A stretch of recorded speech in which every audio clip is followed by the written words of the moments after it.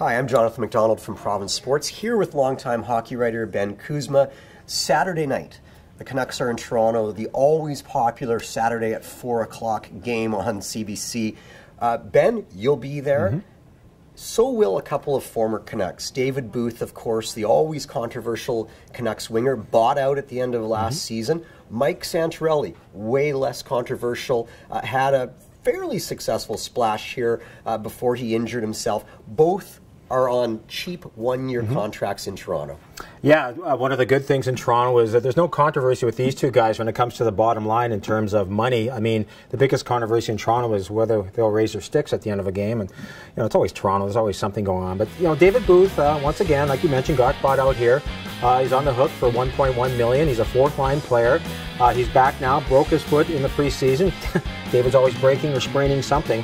But it's a low risk for the Leafs. As a fourth-line winger, he'll probably do what he can do. He can muck and grind, but, David's a bit of a different duck, and his contract is up too. It's just a one-year gamble, so I don't think it's a big risk there from a Leaf perspective.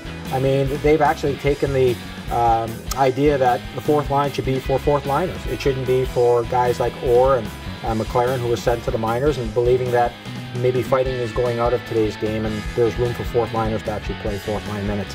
Santorelli, of course, he got the Martin Hansel treatment in Phoenix when he hurt his shoulder and needed shoulder surgery, and it came just at the time when the Canucks wanted to get a real read on Santorelli. The knock on him is he kind of fades come February, March when the hitting ramps up and maybe his game isn't there. I think he's been a serviceable player for the Leafs at $1.5 million. But the bigger question to me is, could these guys play on today's Canucks team? Is there room for him? I don't think so. Santorelli, on this team, he'd probably be a third-line center. You've got Richardson playing well there, whose contract's up. It's going to allow other guys to move up. I don't think David Booth could make this team either. And, of course, they bought him out, so they didn't want that 4.75 cap hit this year either. So it's interesting in that perspective. They found a place to land, but I don't think they could play here this year. All right, speaking of people formerly in the Canucks organization, the Leafs head coach, of course, is Randy Carlyle, at one time the farm team coach for the Canucks. Their general manager, Dave Nonis, the former assistant to Brian Burke, here. We're being led to believe, of course, that Randy Carlyle is a man who's already essentially been fired, that they're waiting for Mike Babcock to take over. Dave Nonis, also constant lightning rod for criticism. What's the situation there? Well, I think when Brendan Shanahan came on board and started appointing his own people, it was kind of like not just a wake-up call, but I sensed a shift in dynamics in Toronto in terms of where they want to go.